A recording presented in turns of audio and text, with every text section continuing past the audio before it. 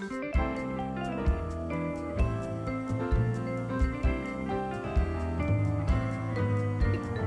back to Read This Next with Laura and Nicole from the Thunder Bay Public Library, and today we are talking about superhero books, not graphic novels, just books with superheroes. Yes, very specific. We decided to, go in on the fantasy or sci-fi novels that are using like this, all the usual superhero tropes, right? So like characters that have powers and arch enemies, but they're instead of being in the actual comic format, it's all just prose. Which is, I mean, this was a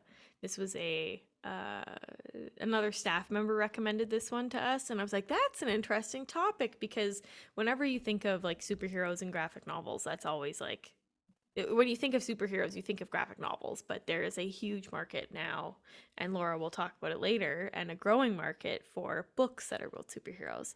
So, yes, you want to talk about it now? Potentially? Sure, I might as Okay. well. I'll do a little bit of a thing now. Okay, so it used to be, right, like if there was like a licensed tie-in novel, it was often done by a ghostwriter, someone who didn't want their name used, right? Because it was sort of like, I think it was probably seen as not as well, it wasn't seen as very prestigious, right? To write Yeah. like, oh, I'm writing the Ghostbusters tie-in novelization. Like, that's not really something many writers would be very excited about. But starting, I want to say, like, it wasn't that long ago, like it's definitely in the last 10 years, it's become more and more of a thing that publishers, like specifically Marvel and DC, have reached out to best-selling YA authors primarily to write novels for the YA audience using these superhero characters. And they've got like really big names. Yeah. So yeah, like huge names. So they have like Lee Bardugo writing a Wonder Woman novel. They have, oh, see, now I can't. Matt De La Pena does a Superman novel. They had Sarah J. Maas. Yeah. Huge name. She did a Catwoman novel. And so trying to kind of leverage these authors' popularity to bring, I think probably they're imagining like YA readers who wouldn't necessarily be interested in comic books, but might be, but they're familiar with these authors, to try and get them to like open the audience. And oh, maybe if you read like Sarah J. Maas's Catwoman book, you'll want to keep going and you'll read some Catwoman comics.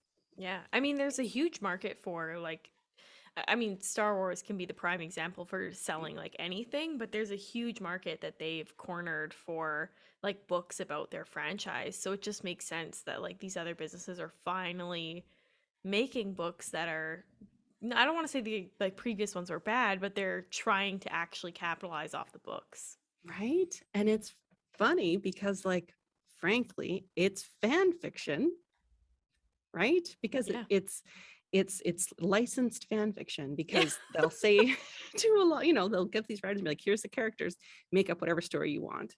So, you don't have to necessarily, you don't have to play in our sandbox. You just have to use our toys. Oh, I like that. Do whatever you want with them. Yeah. Yeah. And I remember like years ago when they announced like a bunch of YA authors are going to be writing new DC books. And I remember doing a post on Tumblr, so it was a long time ago, right? Saying, I don't know why, like it's all very well and good they're reaching out to these authors, but I don't know why they don't reach out to some of the fan fiction authors in this, because they also, many of them have huge audiences if they're the big name fans, and they would bring in lots of people too. Yeah. You hear lots of talking in the background here? No. Okay, great, because it's a little bit noisy. I can't hear anything. Right now. Perfect, that's great. Okay, never mind. This is why Yetis are great. Yes, the Yeti is great. Anyway, so if you go to our show notes and check them out, I've done a list of a whole bunch of like fairly recent YA, and a couple I think are kind of like on the line between middle grade and YA, like Squirrel Girl. Yeah. Squirrel Girl's great, by the way. Definitely check that one out. Anyway, so a list of those with the authors and the titles, so that if you're interested, you can check them out and see if like your favorite YA author has perhaps written a comic adaptation that you didn't know about. Yeah, and enjoy them. It'll be And good. enjoy them. There's All my right. little blurb about that. I love it. Okay, so let's head into the official list that we have curated. Indeed. I get to start. So the first one is X Heroes, which is actually part of a series. It's by Peter Kleins. Um, I was gonna read this one, and then it's been on my shelf for years. Like, it sounds really good. Okay, Yeah. yeah. Have you read it? I have not, but I've read other Peter Klein books and they were really good. Mm, okay. The first in a spectacularly genre mashing adventure series that pits a small group of courageous, flawed, terrified superheroes against hordes of undead. Stealth, Gorgon, Regenerator, Cerberus, Zap, the mighty dragon. They were heroes using their superhuman abilities to make Los Angeles a better place. Then the plague of living death spread around the globe. Now, a year later, the heroes struggle to overcome their differences and recover from their own scars as they protect the thousands of survivors huddled in their film studio turned fortress, the Mount. But the hungry ex-humans are not the only threat that the survivors face. Across the city, another group has grown and gained power. Sounds really good. Right? So you got your classic zombie dynamic horror Mm-hmm. stories, and then you've got mixed in with some superpowers. Yeah, Now, if you watched the zombie episode of Marvel's What If I TV haven't. series, you can see how the Marvel, like how the Avengers do against zombies, not that Good, great as it bad. turns out. There's a bit of a spoiler for that Spoiler alert. episode of TV. Not that great. So it'd be interesting to hear how these heroes do. Hopefully good. Hopefully I mean, there's good. a sequel, so I hope hopefully good. And I will say, this author, I've read some of his other stuff. He wrote this really amazing Lovecraftian um, novel called 14, I think it was, Apartment 14. Anyway, Okay, good stuff. So I have nice. high hopes for anything that he puts out. Excellent. Okay, next one, Zeros. Okay, so this is I think a 3-book series, and it's completed. And the first book came out a little while ago now because all 3 books are out, and it's actually like the big name on the cover is Scott Westerfeld, who wrote Uglies and Pretties, which was an extras and whatever the other Specials. one was. There you go, special. Yeah, I that loved other it. big series. But this one, he actually wrote it with 2 other YA authors, Margot Lanigan and Deborah Bancotti, who that person actually, that name is not familiar to me at all, but Margot Lanigan is a YA author as well, who's she's like Scott Westerfeld is often very sci-fi, and I feel like Margot Lanigan was kind of like almost magic realism, sort of. So Interesting. that's a different combination. Mm-hmm. Anyway, so the book's called Zeros. I said that already, but again, here's the description. Don't call them heroes. But these 6 Californian teens have powers that set them apart. They can do stuff ordinary people can't. Take Ethan, aka Scam. He's got a voice inside him that'll say whatever you want to hear, whether it's true or not, which is handy, except when it isn't, like when the voice starts gabbing in the middle of a bank robbery. The only people who can help are the other Zeros, who aren't exactly best friends these days. Enter Nate, aka Bellwether, the group's glorious leader. After Scam's SOS, he pulls the scattered Zeros back together. But when the rescue blows up in their faces, the Zeros find themselves propelled into whirlwind encounters with ever more dangerous criminals. And at the heart of the chaos, they find Kelsey, who can take a crowd in the palm of her hand and tame it or let it loose as she pleases. Filled with high-stakes Whoa. action and drama, Zeros unites 3 powerhouse authors for the opening installment of a thrilling new series. Ooh, that sounds really good, and I love that there's a teenager dynamic to it. Yes, teenager team. As I recall, like lots of diversity amongst the characters, Mm-hmm. like different kinds of intersectionality. So they're not all just like, it's not just like 6 kids who are all relatively the same background. Mm-hmm. They mixed it up, and different kinds of powers that work together or don't work together. That Yeah, sounds it's a really good good. one. Yeah, Scott Westerfeld, man. He's good stuff. He is good stuff. All right, this one we both talked about it beforehand. Like, it seems like it's an interesting one. And I just want to point out the first 2 were in California. This one takes place in Canada, I believe. I think you're correct. Yeah, Well, yeah. you are correct. Toronto. Yes. Okay, so here we go. This is called All My Friends Are Superheroes by Andrew Kaufman. Cover's kind of cute. There's a different cover out there, but this is the one I like the best. um, all Tom's friends really are superheroes. There's the Ear, the Spooner, the Impossible Man. Tom even married a superhero, the Perfectionist. That would be quite the person to live with. Yes. Um, but at their wedding, the Perfectionist is hypnotized by ex-boyfriend Hypno, of course, to believe that Tom is invisible. Nothing he does can make her see him. 6 months later, she's sure that Tom has abandoned her. So she's moving to Vancouver. She'll use her superpower to make Vancouver perfect and leave all the heartbreak in Toronto. With no idea Tom's beside her, she boards an airplane in Toronto. Tom has until the wheels touch the ground in Vancouver to convince her he's visible or he loses her forever. Now, my question is, he's invisible, apparently can't be heard either, Or right? felt. Or felt. What? It's like he just doesn't exist. I feel like that's a funny way to put it, to say he's invisible. Like it would make more sense if it had been like she was hypnotized so that he didn't exist. Yeah. Yeah. But maybe invisible sounded catchier in the description. I don't know. Now I'm thinking like, okay, so they're on a plane together, right? Like obviously he's probably sitting next to her. If he's not, like, whenever I have a seat next to me, bags going there, my snacks are going there, I'm Yeah, going there. So if she put a bag there, is he just like bloop right through his legs? He's not a I don't. ghost. Right? I don't know. We'd Someone have to read it be. and please tell me. Yes, we may be digging a little too deeply. Yeah. Yeah. Other thing I will say, nobody. It doesn't appear that anyone in this circle of friends is like a superhero at picking out superhero names because I'm not No. impressed. No, the first one, the previous book, there was one kid named Zap with 3 Z's. Like, that's a cool name. Laura's like, that's not a cool name. I'm I like, know. I like it. Wow. Okay. Different standards. It's all Different. good. But the Mhm. spoon, no, No. no. No. Yeah. Okay. And that one, that's a standalone, that one. I think so, yeah. Yes. Okay. This next one reminded to me gosh, reminded me a little bit of Watchmen in a way, because it's sort Mm. of like the second generation of superheroes. It's called After the Golden Age. It's by Carrie Vaughn. Can an accountant defeat a supervillain? Celia West, only daughter of the heroic leaders of the superpowered Olympiad, has spent the last few years estranged from her parents and their high-powered lifestyle.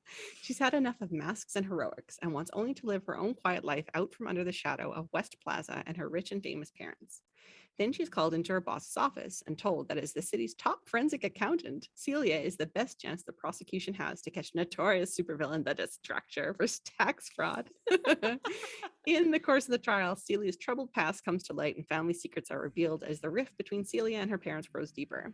Cut off from friends and family, Celia must come to terms with the fact that she just might be Commerce City's only hope. Wow.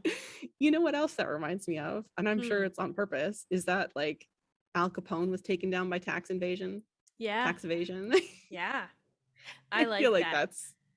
that's got to be kind of a nod to that. Has to be Absolutely. I love that they called her what was it? A forensic a forensic accountant? accountant. That's a thing. What does I thought forensics meant like DNA and like I things think like that.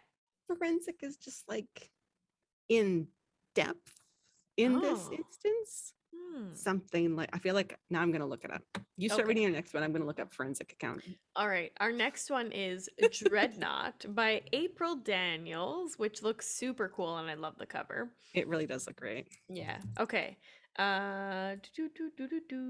Until Dreadnought fell out of the sky and died right in front of her, Danny was trying to keep people from finding out she's transgender. But before he expired, Dreadnought passed his mantle to her, and those secondhand superpowers transformed Danny's body into what she always thought it would be. What it should be. Now there's no hiding that she's a girl. It should be the happiest time of her life, but Danny's first weeks finally living in a body that fits her are more difficult and complicated than she could have ever imagined. Between her father's dangerous obsession with curing her girlhood, her best friend suddenly starts acting like he's entitled to date her, and fellow superheroes arguing over her place in the ranks, Danny feels like she's in over her head. She doesn't have much time to adjust. Dreadnought's murderer, a cyborg named Utopia, still haunts the streets of Newport City, threatening destruction. If Danny can't sort through the confusion of uh, master her powers, and stop Utopia in time, humanity faces extinction. We love Serious. books that are about diverse characters but aren't about being diverse characters. Serious stakes. Yeah, it Serious sounds stakes. good. It does sound good. Yeah, Yeah. very much like the Shazam, like a high schooler Mm, take getting superpowers, and I'm curious if they all know that she's young in this one. But right. Yeah. yeah. Huh. Uh-huh. Yep. That sound fun. It Yeah. reminds me a little bit of if you've read the new Ms. Marvel, when the new Ms. Marvel series started with Kamala Khan. Mm-hmm. When she first gets her powers and transforms, she transforms herself into someone who looks very like the the old Ms. Marvel, like the tall blonde whatever. And then as Carol she becomes, Danvers. yeah, and then as she realizes like she doesn't have to be that form, then she finds a version of herself instead. Yeah. Yeah, it sounds good. It's a 3-book series, I think. I don't Two know. book, 3-book. It is a series, definitely. I looked up forensic accounting. Oh, yes. Tell us. Yes. Okay. So forensic accounting, it's a specialized area of accounting that specifically investigates incidences of fraud, bribery, money laundering, and embezzlement by analyzing financial records and transactions. So yeah, Hmm. it's just like a specialized area. Interesting. Now you know. Now Now I you know. know. Now we know. Okay, next one, Forever Red. This is another one that I read. I Haha. read Forever Red a while back, and this is another one that well, this is one of the kind of books I was talking about where it is actually a YA novel that was written by someone who was like a big name YA author at the time. Not so much now. It was Margaret Stoll. She co-wrote the Beautiful Creatures series, which was witches, right about post Twilight, Oh, where there was it was kind of a bit of a breakout, a witches romance. I really liked that one. And I also really liked the movie, but it was really like slow. But anyways. Yeah, so you can check that out. So yeah, so they tapped her to do a Black Widow series. There's two, and they're not like, if you watch the most recent Black Widow series, or if you're into Yelena, I'm sorry to say, not a character in this, because Uh this is pre that, right?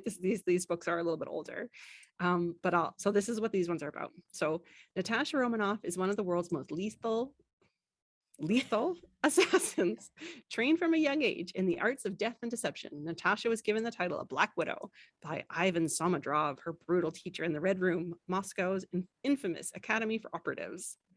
Ava Orlova is just trying to fit in as an average Brooklyn teenager, but her life has been anything but average. The daughter of a missing Russian quantum physicist, Ava was once subjected to a series of ruthless military experiments until she was rescued by the Black Widow and placed under shield protection. Ava has always longed to reconnect with her mysterious savior, but Black Widow isn't really the big sister type until now. When children all over Eastern Europe begin to go missing and rumors of smuggled Red Room tech light up the darknet, Natasha suspects her old teacher has returned and that Ava Orlova might be the only one who can stop him. To defeat the madman who threatens their future, Natasha and Ava must unravel their pasts. Only then will they discover the truth about the dark-eyed boy with an hourglass tattoo who haunts Ava's dreams. oh. Yes. So no Yelena, but if you do like the sibling Siblings. dynamic, that is present in this one That's with Nat cute. and another. Yeah, this series, I had like at the time it came out, I had a Yak member who like ranted and raved about how much he loved these books. And I was like, okay, I'll read Yeah. it. Dang. Okay. And I read it and it was really good. Nice. So yeah, a little bit a little bit, well, Black Widow is a little bit different superhero anyway, because she doesn't, in some versions, she does have powers and some she doesn't.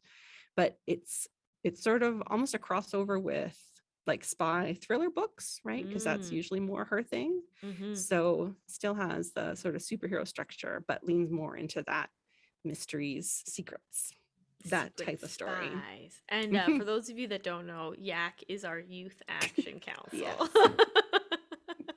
Yeah. Yeah. Like, what am I I talking was about? like, no one's gonna know what that is. Right. Our teen volunteers. Yeah, yeah. Yes. Okay. We only have about 12 minutes left, so we're gonna keep moving. All We'll keep right, the moving. next one is Steelheart by Brandon Sanderson. Huge name. Huge. Yeah, huge. I need to read his books. Anyways, 10 years ago, Calamity came. Calamity with a capital C. It was a burst in the sky that gave ordinary men and women I can never say this one, extraordinary powers. The odd public started calling them epics, but epics are no friend of man. With incredible gifts came the desire to rule. And to rule man, you must crush his will. Nobody fights the epics, nobody but the Reckoners. A shadowy group of ordinary humans, they spend their lives studying epics, finding their weaknesses, and then assassinating them. That's pretty serious. And David wants in. He wants He's got a good Steelheart. reason. Fair enough. He wants Steelheart, the epic who is said to be invincible, the epic who killed David's father. There you go. There you For go. years, like the Reckoners, David's been studying and planning, and he has something they need. Not an object, but an experience. He's seen Steelheart bleed, and he wants revenge. Wow. I love it. And that is a completed series. Mm-hmm. Mm-hmm. That's like it's in we were originally going to do a like superhero like a villain episode I think instead of superheroes, but we didn't have that many, but this one would definitely apply to that. Like those epics are not superheroes. Those are Yeah. villains. They're super villains. And I mean, depending on how you think about it, I suppose, I mean, being motivated strictly by revenge, it does motivate a lot of heroes, but just in like regular life, if you talk to someone like that, you'd be a little concerned Yeah, about them like being spite, sure. Revenge, questionable. petty spite, fine.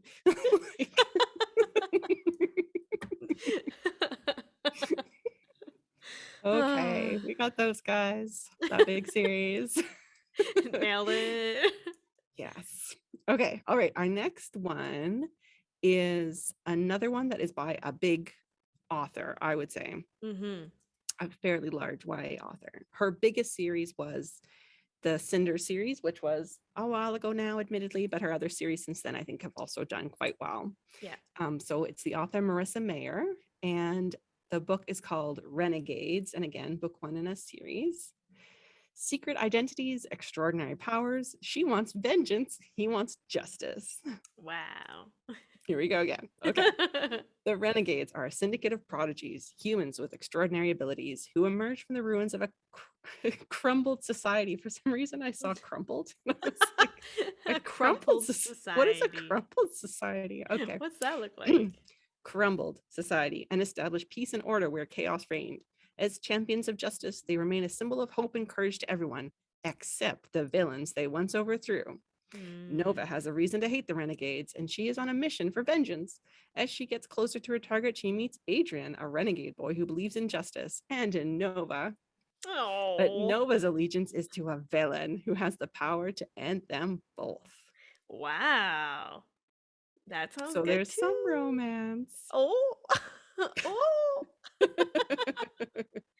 I love the Hasn't been name a Nova. factor in many of these. Yeah, there's like no romance. Well, I guess the one where the guy gets turned invisible has some, Sure. but Yes. that's more like pining. Perhaps. Yeah. But Anyway, yeah, quite a few of these are more focused on, I mean, maybe they get up to a little, this one certainly there's some, sounds like there's a romantic, but some love. yeah, but like the Black Widow one, many of the others, it's just like, let's just get revenge. Yeah, I want revenge and I want it now. Then maybe I'll have time for the lighter things in life, but for now, we're busy. Revenge. Okay, I love the cover of this next one. It's The Extraordinaries You by know what? TJ Klune. I was like 50% off that maybe we had already wrecked this book, but Have I we? didn't have it marked anywhere. So I included it anyway because either way, I think it sounds really good. So I don't even if we have recognize the wrecked it cover. before, well, there's two covers, so I might have used the other cover last time. Ooh, okay, well, I'll read it anyway, and if we've Yes, already read please it, do. we'll take it out. Okay. Okay, in Nova City, there are extraordinary people capable of feats that defy the imagination. Shadowstar protects the city and manipulates darkness, and Pyrostorm, again with the names, is determined to bring the city to its knees using his power over fire. Then there's Nick, who, well, being the most popular fan fiction writer in the Extraordinaries fandom is a superpower, right? I love it. This is so up our alley. Yep. In Instead of fighting crime, Nick contends with a new year at school, a father who doesn't trust him, and a best friend named Seth, who may or not be the love of Nick's short, uneventful life. Oh, more More romance. it should be enough, but after a chance encounter with Shadowstar, Nova City's mightiest hero and Nick's biggest crush, Nick sets out to make himself extraordinary, and he'll do it with or without Seth's reluctant help. Very cute. So he's got crush on a superhero. Yeah, very cute. There's a sequel that is already out. Yeah, it just sounds very cute. And I've read other TJ Klune. He wrote Beside the Cerulean Sea or Near the Cerulean Sea, that book that was like one of You my loved top that one. reads from last year. Yes. So yeah, I'm into it. Wow. And it's got a the tagline that's really cute that Nick puts the extra in extraordinary. I I think would is say very cute. because he's like a fan fiction writer, I wonder if like he's writing fan fiction that's like point of view, like you're the character with the superhero. I don't know, but it That'd be sounds super amazing. cute. Mm-hmm. I think that's all we have time for. That's what we have time for. Yeah, Yes. so I will do us the honor of wrapping us up. Thanks everybody for watching. Of course, you can always find our show notes, including the other superhero series for Mhm. Marvel and DC, and previous recs that we've done for things that involve superheroes. Mhm. Make sure to like, comment, subscribe, do all that fun stuff. Leave us a review. We'd love to hear from you. And oh yeah, our blog where you can find the show notes is tbplofftheshelf.com, and we will catch you all in 2 weeks. Bye-bye. Bye.